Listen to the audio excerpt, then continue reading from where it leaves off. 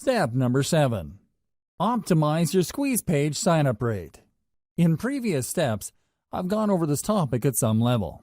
Still, optimizing your squeeze page plays a critical role in the success of your mailing list campaigns that you need to go through specialized steps to ensure your optimization efforts are correct. It's extremely important that you follow the steps below. Don't miss any detail. Make sure you implement each of the steps below, otherwise, you're going to be leaving a lot of money on the table. You have to understand that these optimization steps assume that you have already set up your squeeze page and have set out your updates. It also assumes that you've already optimized your squeeze page at some level. Here are further optimization ideas to try to maximize the conversion ability of your email list recruitment page. Ask, and you shall receive. Do direct outreach with your list members. These are people who have already signed up to your list and are in the best position to know about the things you can do to improve your squeeze page. They've already gone through the conversion process. They've seen your squeeze page, obviously liked something that they saw, and they signed up. Now is the time to reach out directly to them and ask for suggestions. Pick their brains regarding the things that you did right and any areas for improvement. Believe me, this is no time to assume that everything you've set up is perfect. You have to set your ego aside and ask for suggestions. There is always room for improvement. Make sure to offer some incentives for the feedback. This is critical. You have to understand that people have better things to do than to respond to your email. With everything else being equal, most people would probably just read your email and not bother to respond because there's nothing in it for them. They have other more important things to take care of. You have to make it worth their while to respond. With that said, you also have to be careful. Some people might give you sloppy or even misleading information just to get the incentive that you're offering. Pose some sort of incentive that is attractive enough for people to want to respond to your outreach. However, it shouldn't be so attractive that you get fake results. What should you ask feedback for? Ask for how your squeeze page can be made better. However, you have to break down the squeeze page elements one by one. You can't just say, "How can I improve my email list recruitment base?" That's too broad. Instead, you have to look at the different elements that go into your squeeze page. Ask them, am I using the right graphic? Is the text easy to understand? Is the value proposition behind the incentive I'm giving away very clear? Similarly, you should ask about the quality of the updates you're sending out. More specifically, you should ask your list members, what improvements should I make for you to forward my emails to people you know? Don't neglect the power of feedback because oftentimes the cheapest and most efficient way to get from point A to point B is a straight line.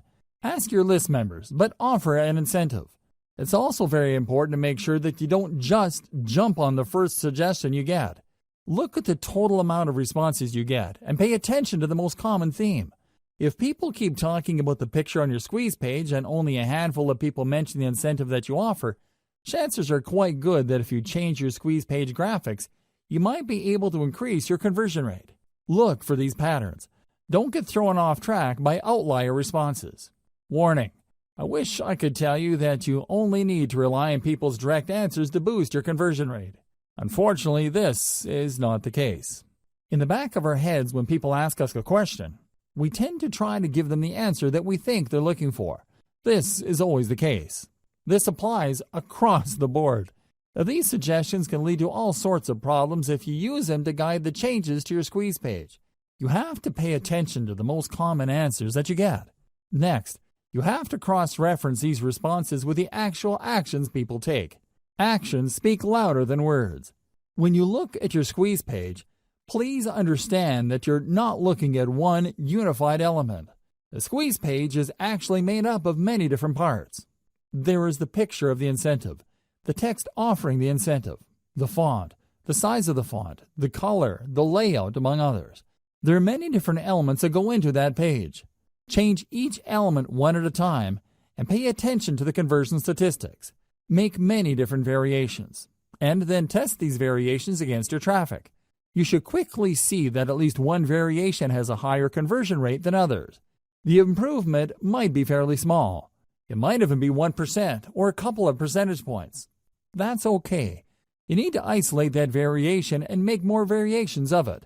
Run traffic through all the variations and see if you can improve your conversion rate. Keep going through this process of making variations, testing with traffic, picking the winner, and making more variations until no further conversion rate improvement is possible. At this point, you should make variations of another element on your squeeze page. It's important to make sure that you change only one element at a time. For example, you can optimize the image of your squeeze page.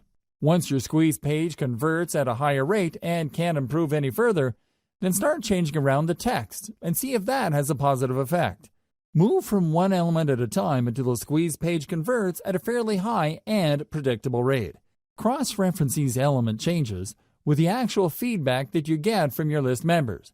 Using these two pieces of data, you should be able to come up with a statistics-driven modification strategy. Otherwise, you're just going to be taking your list members' words at face value. And it's anybody's guess whether their suggestions will actually improve your squeeze page's conversion rate. Use social proof.